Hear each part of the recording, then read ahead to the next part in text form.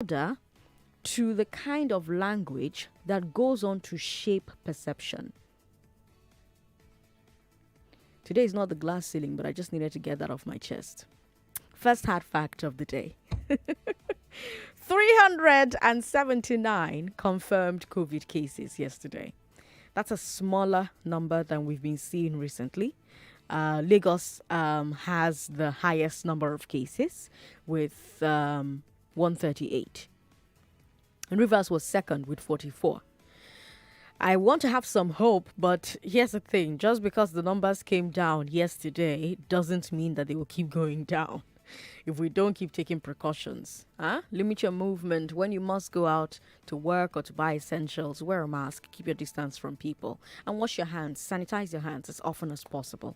Second hard fact of the day, vaccinations are ongoing. If you've gotten the first dose of AstraZeneca, go back to where you took that first dose and go and get your second dose. If you've not gotten any shots at all, go and take Moderna vaccine. If you've gotten AstraZeneca, please do not take Moderna vaccine. Even if the person that is giving the shot says, oh, you have to start over, please ignore them. They're ignorant. They don't know what they're talking about. If you take AstraZeneca as dose 1, you must take AstraZeneca as dose 2. If you take Moderna as dose 1, you must take Moderna as dose 2. You can't mix and match. We don't have the research yet about what mixing both brands could do. Third hard fact of the day. Ifedayo Adetifa is the new NCDC Director General. Remember last week I told you that Chiko Hekwazu got a new job as World Health Organization Deputy Director General. Now we know who his replacement is. Fourth hard fact of the day, registration is still ongoing, voter registration that is, and you can register online. Just go to cvr.inecnigeria.org. Fifth hard fact of the day, Lagos. The schools in Lagos will resume on September 13th. We heard that from the Education Commissioner, Folashade Adefisayo. So prepare yourself for back to school, including back to school traffic from next Monday. We have a sixth hard fact of the day. The Nigeria Jubilees Fellows Program, Nigeria Jubilee Fellows Program, is now taking applications. So this is a federal government program that gives graduates a 1-year paid internship in private companies. So it's similar to the graduate internship scheme that used to be under SureP. In the first year, the program will accept 20,000 interns in sectors including IT and computing, financial services, trade, manufacturing, agriculture, and agro-processing, mining, telecommunications, creative industries, education, health, and R&D. So if you are a recent graduate who has done your youth service and you are under 30 and you are interested, you can apply online. The website is njfp.ng/apply.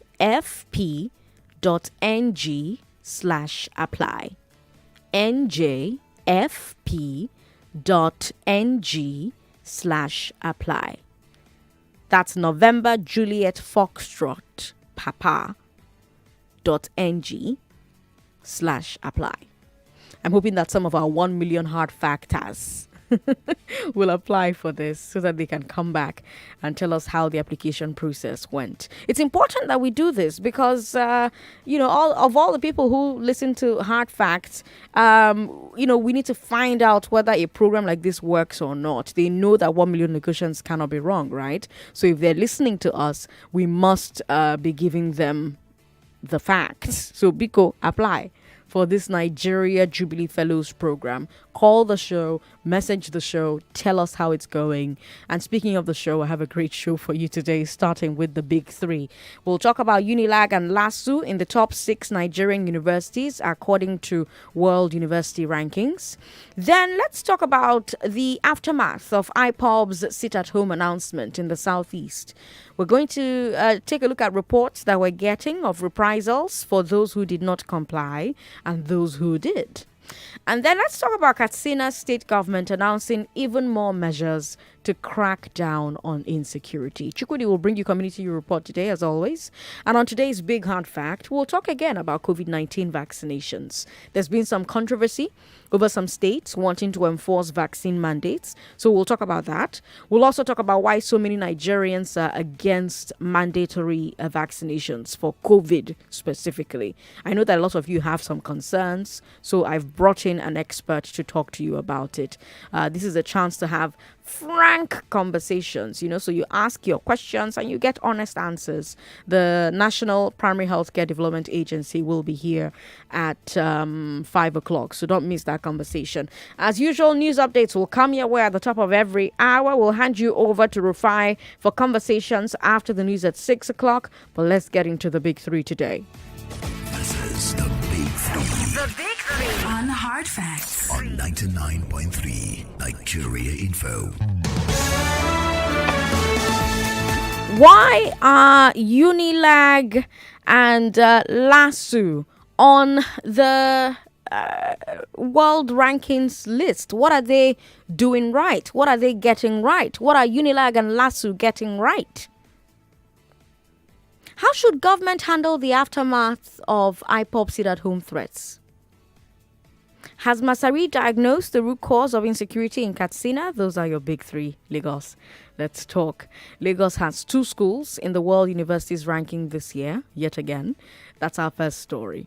It's quite an achievement, I'll tell you that, and we need to give props to UNILAG and LASU for flying the flag, especially LASU. I mean, LASU is the only Nigerian state university on the list. This list, by the way, ranks the top 1,600 universities in the world. Among Nigerian schools on the list, UNILAG was second, behind the University of Ibadan. Last year, UNILAG was third, while LASU was second. But now, UNILAG overtook LASU, who dropped to sixth. But still, sixth position among Nigerian schools. It's very impressive. The other schools ahead of LASU are Covenant University, UNILORING, University of Nigeria, Nsukka, and Obafemi Awolowo University. By the way, Covenant is the only private university that made the cut. This is very interesting considering the conversations we often have in Nigeria about public versus private universities. But moving from that and back to our 2 Lagos schools, UNILAG's ranking is between 501 and 600, while LASU is somewhere between 1,002 and 1,600 worldwide. It's not bad. It's not bad. These rankings, by the way, are based on 13 indicators in 4 broad areas: teaching, research, knowledge transfer, and international outlook. So the rankings monitor the quality of lecturers, the amount and quality of research, how well the university gets its research out into the real world, and also how connected they are to other countries. And I really want to hear from people who have some connection to these universities. I want to know what you think about these rankings based on your knowledge and your experience. And then I want us to answer this question: what are these Lagos universities doing right? What I mean is, to be in the top 6 year in, year out, no be beans. For UNILAG to be in the top 600 worldwide is not easy. Other Nigerian universities are not pulling it off. But if they wanted to pull it off, what should they be copying from UNILAG and Uni-Ibadan and Covenant and LASU? 0700-993-993. I hear that the service providers have gotten their act together and given us back our phone lines for our female callers. So let's try it out. 01465 7190. I've missed announcing that number. 01465 7190 for our female callers. And then for our male callers, 0700-993-993. What do you think about these rankings? What are the Lagos schools doing right that other schools need to copy? We've got WhatsApp as well. WhatsApp is 080-959-75805. 99.3, hello. Sorry about that. Call back if you can. Ebella is on the line. Ebella is in Ikeja. Hi, Ebella. Hi, Sandra. Finally, I get to go speak with you after trying for so long. Okay, so I want to talk about the UNILAG and the LASU ranking. Mm-hmm.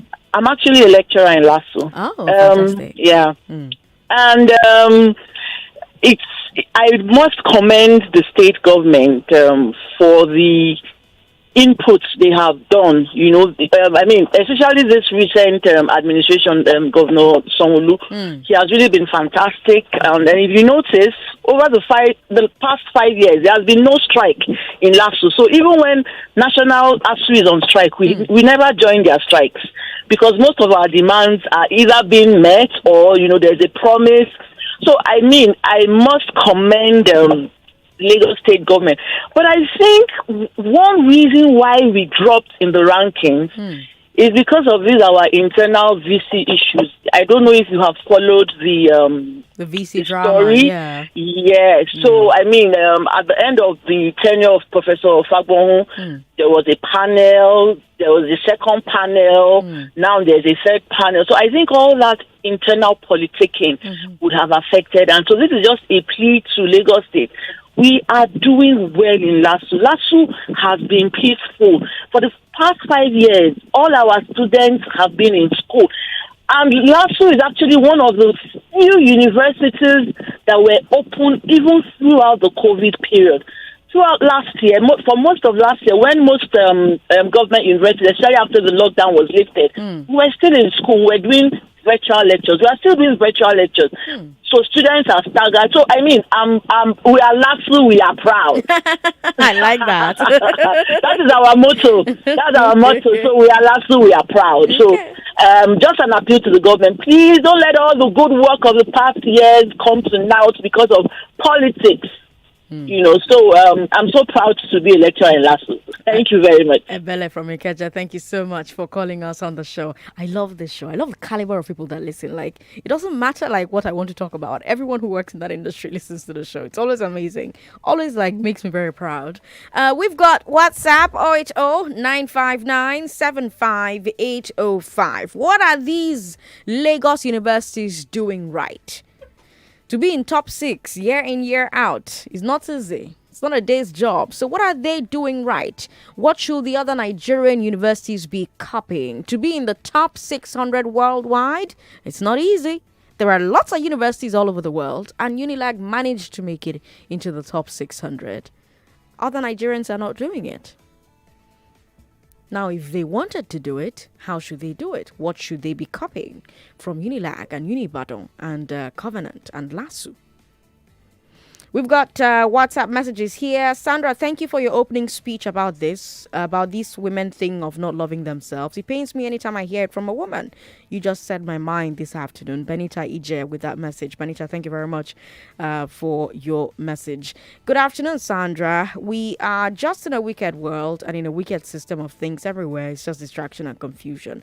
I don't know what Yomi is talking about. Perhaps my opening speech. But thank you very much for sending your message in. UNILAG World Ranking as of 4 years ago was 1,672. Exactly. And they've improved so much so that they're now top 600. What are they getting right? What should other universities in Nigeria be copying from them? Malik is in Apapa. Hello, Malik. Thank you for calling us. Yeah, good afternoon, Good Sandra. afternoon. This is Malik speaking from Apapa. Welcome.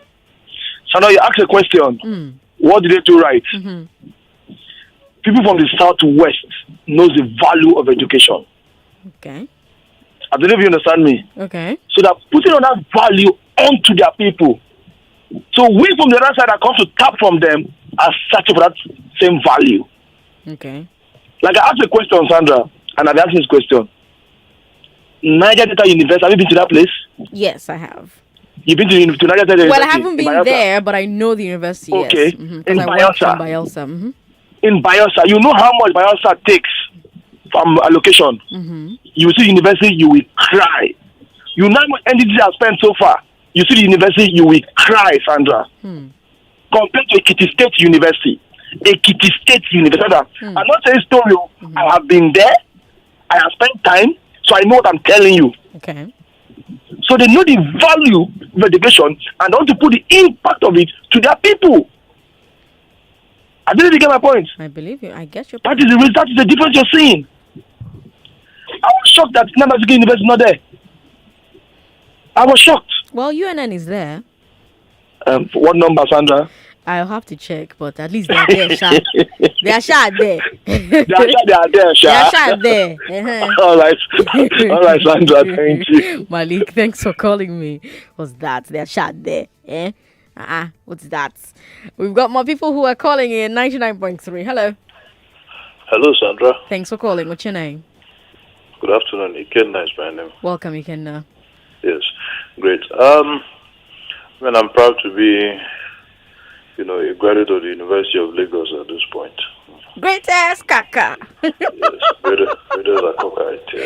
Very happy. Okay. UNILAG has really improved in terms of their IT, with the advent of IT and all whatnot. UNILAG has improved. Okay. But I must say that a lot still needs to be done with regards to, how lecturers get to, the transfer of knowledge. A whole lot still needs to be done in that regard. But be that as it may, like the last caller, talked about, Southwest, talking about education. Education is key. It's been key for them for over almost a century now, and they've maintained that particular part, So I think other geopolitical zones in Nigeria, with universities in their geopolitical zones, should also, try and see how, at least let us copy a little bit of what's happening in UNILAG before we begin to think of what's happening in Harvard, And then again, I must, sorry to digress a bit. Yeah. I would like your station to really emphasize more on reading culture. Many Nigerians don't read. People don't read. I'm not up to 40 yet, but I realize that most of my mates, people in their 30s, a whole lot of us don't read. And it's so sad. It's so sad. Knowledge doesn't end upon obtaining a degree from the university. In fact, that's when acquisition of knowledge, that's when it starts. There's another thing again you guys do on your station that I appreciate. The voice notes is very inspiring, very motivating, and I think you guys should do that more often because of the times we are in Nigeria.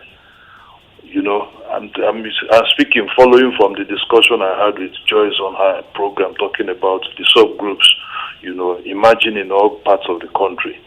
I think you guys need to actually play those voice notes more often so that people can actually get to understand that whatever that is happening in the Southeast, while some people sit down and support it and think it's nothing, may it not boomerang tomorrow and turn out to be what we're experiencing in the Northeast with the Boko. All right, let's take a break. We'll be right back. Fast, I beg. Nobody did my shop. Why this person is still for me now? Wahala no dey finish.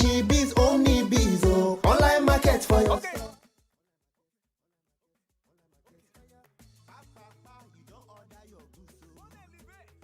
Omnibiz go deliver your goods to your shop fast. Just go to their website shop.omnibiz.com or download the app. Use code WELCOME500 to get discount on your first order. Omnibiz, online market for your store. We're back on 99.3 Nigeria Info. You're listening to Hard Facts on 99.3 Nigeria Info. I'm Sandra Ezekwesili. It's 27 minutes past 3 o'clock. And yes, Malik, UNN was actually ahead of LASU. So LASU is sixth, but ahead of LASU are Covenant University, Unilag, University of Nigeria, and Obafemi Awolowo University. And Covenant University is the only private Nigerian university that meet the cut. So, yes, there, Malik, it's there. But let's move to our second story. Our second story is the aftermath of IPOB's sit-at-home order. IPOB warned people in southeast states not to conduct any business or work activities yesterday. Some complied, some did not. And we're getting reports of reprisal attacks against those who did not. Punch is reporting that hoodlums in Enugu burned a trailer carrying spare parts on Monday morning. And that's just the most high-profile case. But we're getting other reports of suspected IPOB supporters allegedly harassing people who did not stay at home or who opened their businesses. And on the other side, we also have people allegedly getting harassed for staying at home. For example, today, the Imo State government reportedly shut down bank branches in Owerri that did not open yesterday. So basically, if you closed on Monday because IPOB said stay at home, the government is allegedly forcing you to stay closed again today.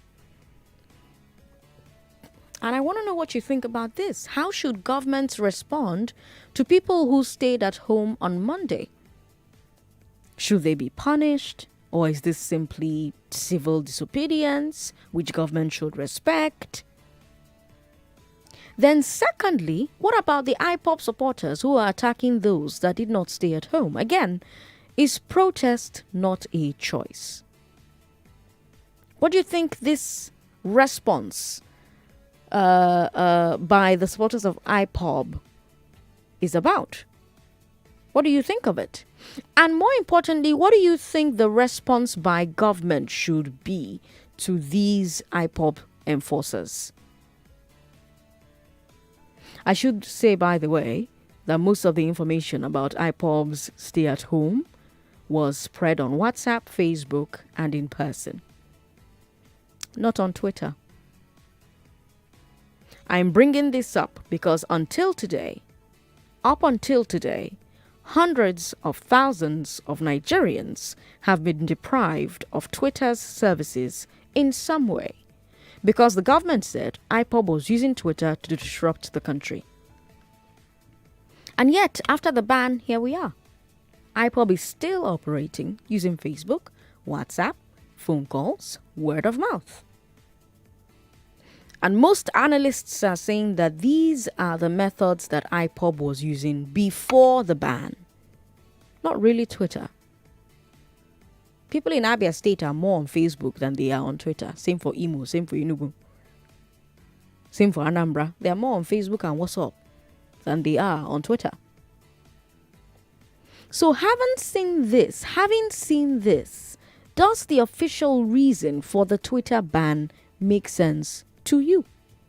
Talk to me. Lagos 0700-993-993-993. Men, call me on that number. Women, call me on 01465-7190. Yay, we have our number back. 01465-7190. Is it a crime to sit at home? Did banks and other companies that obeyed the sit at home fail in their duty to the public? And what are your thoughts about IPOB supporters allegedly harassing those who did not stay at home? We've got Benga in Ikeja, our first caller. Hi, Benga. Good afternoon, Sandra. Good afternoon. How is your day going? Very well. Welcome. Go ahead. Yes. Can I comment on your opening statement? No, you cannot. Go ahead. I cannot? No, you cannot. Okay. All right. I guess that's just what I wanted to comment on. Okay. Thank you, Benga, for calling. 99.3, hello. Sorry about that. Call back if you can. 99.3, hello. Yeah, good afternoon, Sandra. Good afternoon. This is Pastor Ladipo. Welcome, Pastor Calling from Ladipo. Orilegum. Go ahead. Sandra, I want to say that two wrongs does not make a right.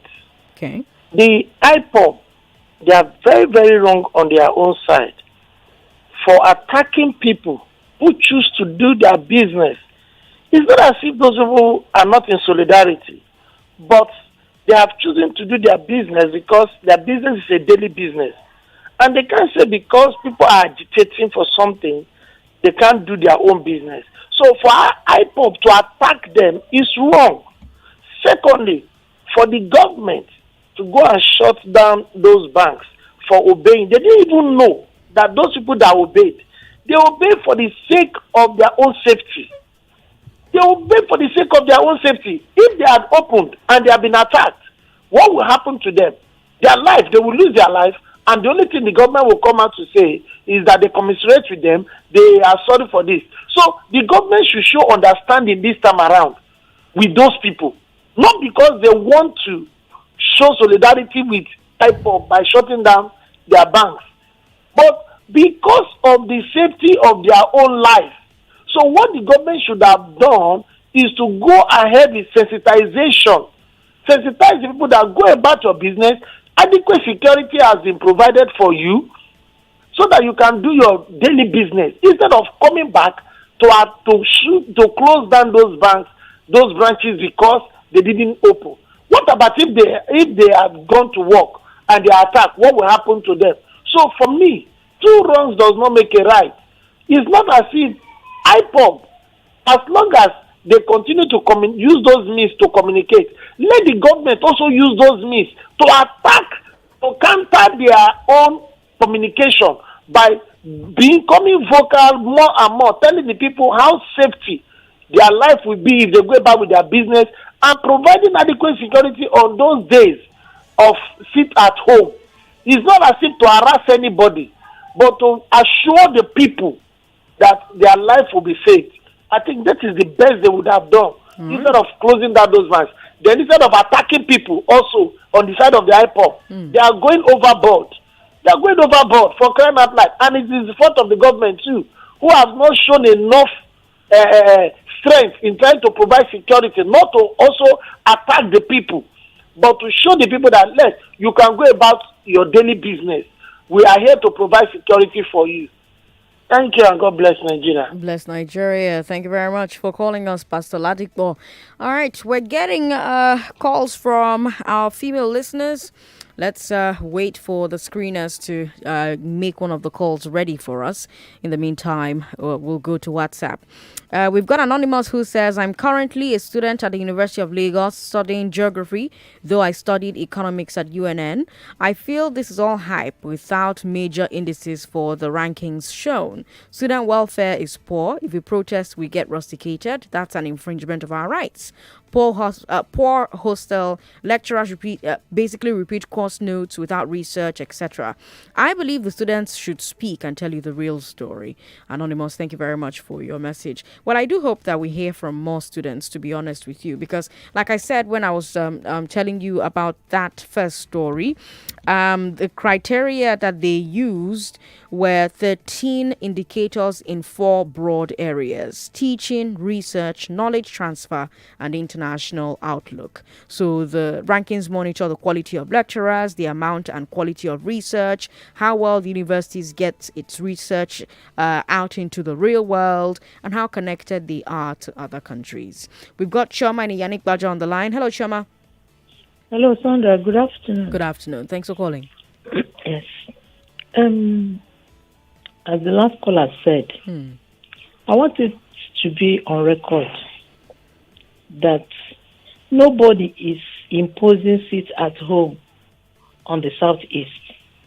Let it be on record. It was only once the IPOB imposed that and cancelled it and suspended it. This seat at home was the evolution of the people. Let it be on record and let it be straight. And I am telling you, the IPOB told, since you people have decided to sit at home, everybody should sit at home, because based on the peculiarity of the Southeast, anything that is done will be rubbished on IPOB. Because we know the military will do one thing or the other, and they now call it no Igbo man, Sandra. It's not because I'm an Igbo. Will come and attack and burn. And the record what we saw was the people were masked. IPOB doesn't mask. They doesn't put mask. They doesn't put on mask. And they cannot burn. They cannot destroy. They can't. Because they were not the one who imposed this at home on the people. Hello? Okay. Are you getting me? I'm listening. Mm-hmm. They are not the one who imposed this on the people. Because in Southeast, yes, the government will come because they are attacking them. I am telling you, this NDA attack that was done in Kaduna, had it been it was in the East, all the youth there, they would have killed them. That is what we are passing through. Choma, thank you very much for calling. I will say, though, that it's inaccurate to say that no Igbo man will burn another Igbo man's business, because we all know what happened during the Biafra War. I mean, you had the Biafra soldiers going around calling some of the Igbo people Sabo, and burning their properties or seizing their properties or killing them and their family members. All of that happened. So we can't really say, no Igbo man will do that. That's simply a statement that is not based on fact, because history has shown us that it has happened in the past. We've got Dozier from Elegushi who says, UNILAG and LASU are more focused on nurturing the best graduates than most universities in Nigeria. Have you been to Moau? I don't know. I don't know if I pronounced that right. But Dozier says they enforce development levy on newly admitted students. 40,000 naira for development levy in MOUAU. Does it look like such a university will ever be productive? Most federal universities in Nigeria have gone to the mud. They've prioritized extortion rather than putting up efforts to bring in the best out of Nigerian students. Dozie and Elegushi, thank you very much for your message. Other universities out of the ranking box should improve on the following: teaching with a variety of strategies, using real-time assessment to inform students of their achievements, including grading policies, keeping up the passion, technological advancement, innovative practices, student-centered learning, project-based learning, novel practices, multiple intelligence, mentorship, pedagogies, etc. Chukwudi Rappa with that message on WhatsApp. We'll take one final call, and then I'll bring you our final story for the day. 99.3, hello. Good afternoon. Good afternoon. What's your name? Etim from Satellite Town. Welcome, Etim. I find it amazing when some people from the southeast will say they are not destroyers, they are builders. I want to tell you there is a communal crisis in Ebonyi State between Eze and Izulo. The governor just received the report of commissioner inquiry, initial commissioner of inquiry from those committees, and he suspended the chairman of one of the local government, and also accusing the politicians from the two committees of sponsoring the crisis there. In Abia State, there's also communal crisis between Abia and Cross River and Akwa Ibom. So when these people defending people who are destroying, they are inviting evil that is befalling the North. They invited the Northern. They invited yesterday, is befalling them now. It's consuming them now. They are defending people. He said this guy that killed a TV, is it Choma? Is it from Abia? I mean Akwa Ibom State. Then the billionaire, the kidnapper, is it from Katsina? Then the kidnapper that killed the owner of a former generator, are they from is it the Ogun State? What has that got to do with IPOB? These people you've mentioned now, what has that got to do with IPOB? Hello. Can you hear me? They are not destroyers. We also mentioned the Civil War. Then because Civil War and IPOB are related. Choma and kidnapping. Etim, calm down. Etim. Let's bring you our final story, Lagos. You're listening to Hard Facts on 99.3 Nigeria Info. It's 18 minutes to the top of the hour. And let me tell you that in Katsina, the state government has now banned phone charging centers. Since last week, we've been covering the growing restrictions on economic activities in Katsina. First, it was cattle markets. Then it was selling fuel in jerry cans. Now it's places where people come to charge their phones.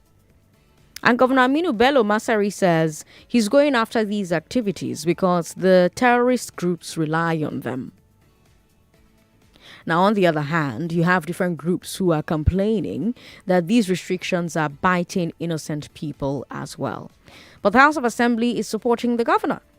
They're about to pass laws that enshrine the restrictions. Now, over the weekend, family members of 2 of the assemblymen were kidnapped. So some analysts are saying that this is why the House is suddenly completely on board with the governor's moves. And speaking of the governor, he gave us some insights into his decision making. First of all, he's going to ban open grazing. He said, quote, herdsmen should stay in one place. Roaming about should not be encouraged. In fact, for us, it is un-Islamic. Why do you have animals that you cannot feed and you have to go to other people's land and farm and you say that is right? I don't think it is right. We intend to have a law banning roaming, but before we do that, we would make provisions for where the animals would stay, end quote. And why is he doing this? Why is he banning open grazing? Well, let me quote him again. He says, quote, majority of those involved in this banditry are Fulanese, whether it is palatable or it is not palatable, but it is the truth.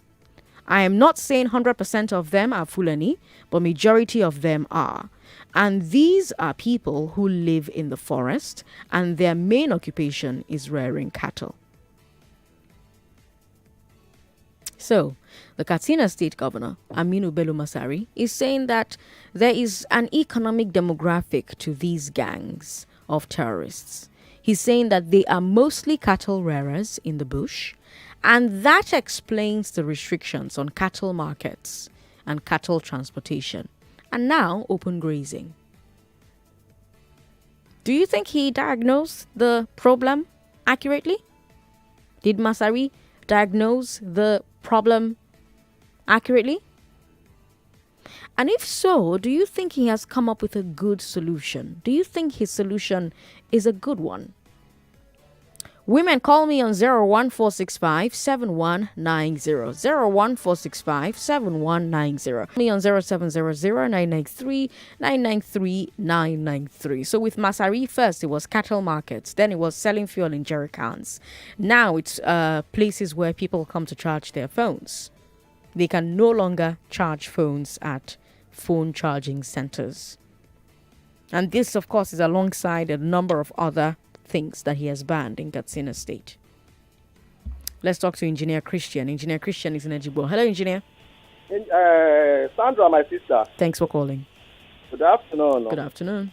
Ejibo, why you always say, if you my good sister. Good afternoon. Good afternoon. Yeah, Keke Mere. Odimo. You have Engineer Christian Agazelu calling from Ejibo. Welcome. You see, Sandra. Sandra. I traveled to the southeast 3 weeks ago. Okay. I lost my stepmother because of this mad strike. Oh. Yeah. So I went there for some of the arrangements for her burial and all these things. Okay. Unfortunately for me, I was here on a Monday morning. Okay. Yeah. And I come from Umahia. Okay.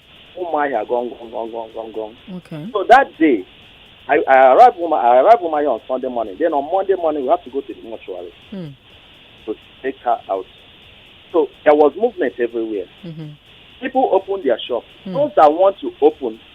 Nobody to stop anybody. Okay. Keke, we are going. Okada, we are going. Those who feel like moving around, about, moved. Even when we get to the police station, the policeman said, there's restrictions. No restrictions. Me and him went out. We got Keke. We went to FMC Umahia, where the woman was at the mortuary. And we checked everything. And left. People who want to open. Nobody is fighting anybody. Nobody is killing anybody. Nobody is restricting anybody. Those that feel like they want to open their shop. Can you hear me? Mm-hmm. Those that feel like they want to open their shop for business, open. Okada is going everywhere. Keke is going everywhere. Also, if you feel like you don't want to move, you want to observe it, you observe it. it is on individual basis. It's not a collective thing.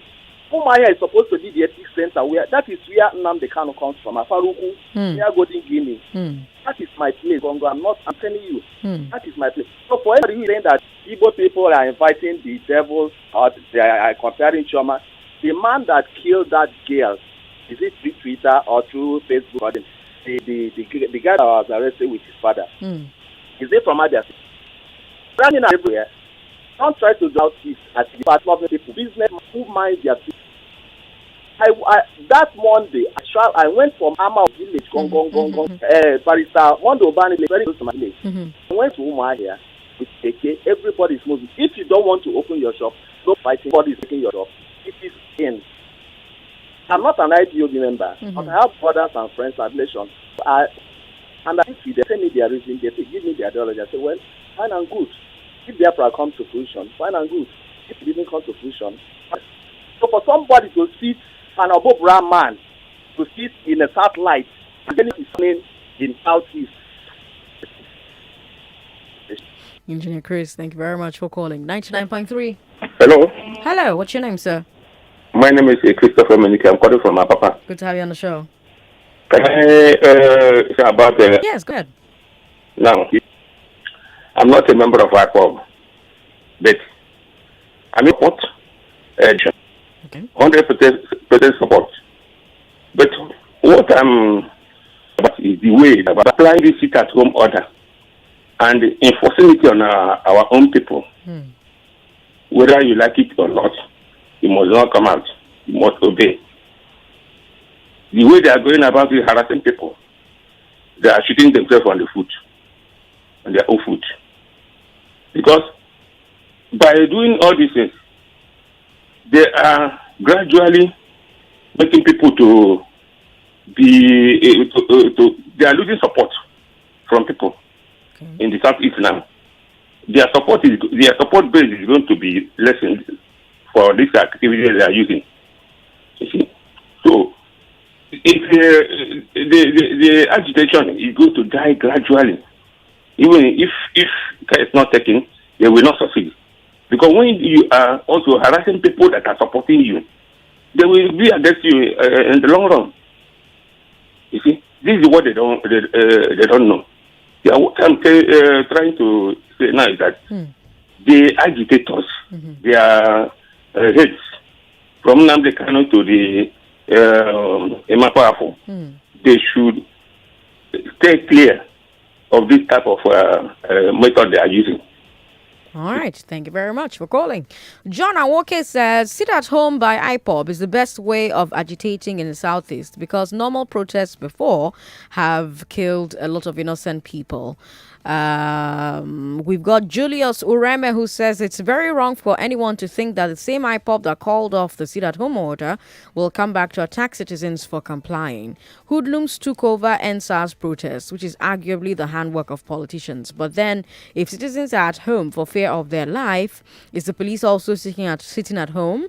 Why would citizens be attacked by hoodlums and the police do nothing about it? Then IPOB takes the blame. Julius Ureme, thank you for your message. Oluma Dedikbo says, so all the building and killings going on in the Southeast are not being perpetrated by IPOB? Incredible. I guess the criminals are from my village in Ikbararemo. Surely the breakfast will continue for long in the Southeast. Oluma Dedikbo, thank you for your message. We've got messages on WhatsApp, so let's take a look at some of them. If Katsina government has decided to identify with the truth, good and fine. The end of the evil in that state will soon come to an end. Let other northern states come out for the truth. You didn't add your name though, but thank you very much for sending us a message. Babatunde Fasanyo from Apapa says, Sandra, all the solutions proffered by Governor Masari have been canvassed by men and women of conscience. The ban on open grazing got me thinking, where is Garba Shehu to Tonglash Masari? Not until the federal government eschews blatant partisanship in giving these bandits the tag that fits them, we can't get headway. Tag the bandits as terrorists and face them squarely. The kid gloves being extended to Media La Group should stop forthwith. That's Babatune Fasanya there from Apapa. Thank you very much for your message. We've got Bekende from Ijegun who says, I salute the courage of the governor for giving this security preventive method. He should go ahead to create local vigilantes to inform local vigilante in form of state police. To our southern politicians and representatives, they should think twice because this insecurity should not find its way down to the south. Okay. Kende also says almost all the southwest states give free education right from primary school to secondary school. This urges the people to proceed to higher institutions. This prompts the continuous development and successful data of our education. Let all states start free education from the primary to the secondary school level. This will also boost their educational level. Kende, thank you for your message. But actually, all unity schools in Nigeria, I think, are free. I'm not 100% sure. I'll have to look it up. But I think all unity schools in Nigeria are free. They're certainly free in River State as well. And that's a what's it called? The South state. Chris Ramua says, Sandra, if people are making excuses or denying that it's not IPOB that is enforcing sit at home rascality, let them be honest to condemn what is bad. Engineer Christian can only speak for his village in Omahia. Me, Mr. Christian, just returned from Newi, my village today. IPOB is behind all the mayhem that people are seeing in the east. Chris Ramore, thanks for your message. Sandra, the West is always leading in anything that has to do with education. I'm sure it will interest you to know that the best and the third best polytechnics in Nigeria are also in Lagos as well. Yaba Tech and Laspo Tech. I'm currently in Laspo Tech studying mass communication and at the HERAM. Thank God with that message there. Thank God very much. Thank God. Thank you very much for your message.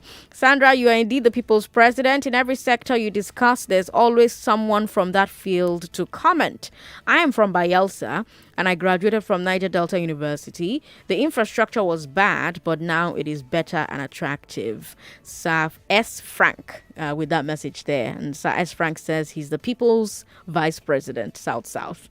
I like this. So who's going to be my vice president, Southeast and Southwest? Well, we have Frank in Ojo, so I guess he'll be Southwest. All right, we have more people who are sending us messages here. This one's asking me to not be a sellout. Makeshift. BK Max from Alimosho says, Sandra, it's wrong for government to shut down those banks because they didn't open because of safety. Let the government solve the insecurity that is bedeviling the nation. Is government aware that a derica of beans now costs 700 naira? My goodness. Chooks from Raja wants to know the criteria for the ranking. Well, I've shared that with you a number of times. So let's move away from that. Here's a message I'll take and then I'll come back to the phone lines. Sandra, now not only on Monday, the news going round now is that Friday starting this week will be sit at home. Well, I mean, you've heard all the people who have called in and they've said that the sit at home is not mandatory, that you can choose to do it or not do it. So I'm hoping that they're right. We've got more people who are trying to call into the show. 99.3, hello. Hello. Thank you for calling. Turn your radio off. What's your name, sir? Hello? Oh, sorry about that. Call back if you can. Emmanuel is on the line. Hello, Emmanuel. Hey, one name. How are you doing? I'm very well. Okay, Kime. Welcome. Go ahead. God will always lead you. Thank you. And make your family a great one. Thank you. I just want to draw your attention back or recall your memory when the former president of this nation, military president Abacha, when he was devastating everywhere, even shot a destroyer or something like that, and the Kuburat and everything. We did not know that the government was behind us since under Mustafa. Okay. Now, this mayhem that is happening in the east, they are being, will I call it, engineered from the center point, and they will now load it over to every man and every woman called IPOB. Igbo, they are peacemakers, and that is why you see them everywhere. One Benin man that I work with in Adax Petroleum, he said the father told him, that was 70s as he was coming, he said if he goes to Lagos and he didn't see any Igbo man there, that he should come back immediately. We are not destroyers. What we are experiencing today is what Israelis experienced even up to today. But God is giving them a lift. What I'm trying to say that people should love us. The whole thing that they are netting onto us is not the best. It's not the best. If you come to this issue they call of nepotism and all whatnot, somebody will be giving positions, everything, all in one side. And nobody is talking. And when they talk, they say, no, hate speech. And they are even causing the more talks and more actions, activities, than hate speech. And nobody is going about it. No, they are not talking. But when anybody from that east says something or south, they will send all armies. Imagine we, Boko Haram, having all their field play in the north. We are not happy about those things. But people know them. We should be helped. We should be looked into and give us what is due for us. Even at this point in time, I am a pastor and I want to plead with anybody to pray along with us that what is happening today should stop in terms of a killing. Look at in Mbise, Aheras or something like that. Police people came down and shot so many people because of IPOB. Please, I am pleading with the government in power or something like that to help give our own people attention. All right, Pastor Emmanuel, thank you for your message. Unfortunately, that's all the time we have for this segment of Hard Facts. But we've got Community Report coming your way at 4 o'clock. And at 5 o'clock, we'll talk about vaccinations. We'll talk about mandatory vaccinations. Is it necessary for Nigeria? Do we need that to become a thing in Nigeria? All of those happening as soon as it is 5 o'clock. I have the National Primary Healthcare Development Agency joining us on the show at 5 o'clock. So make sure you're here when that interview happens. I'm Sandra Ezekwesili. Up next is the business news. Don't go away. And now the business news. 99.3 Nigeria Info. We are more than just radio. Subscribe to our YouTube channel at Nigeria Info FM. Check us out on Facebook at Nigeria Info 99.3. Follow us on Twitter at Nigeria Info FM and on Instagram at Nigeria Info FM Lagos for live updates as it happens. 99.3 Nigeria Info. Let's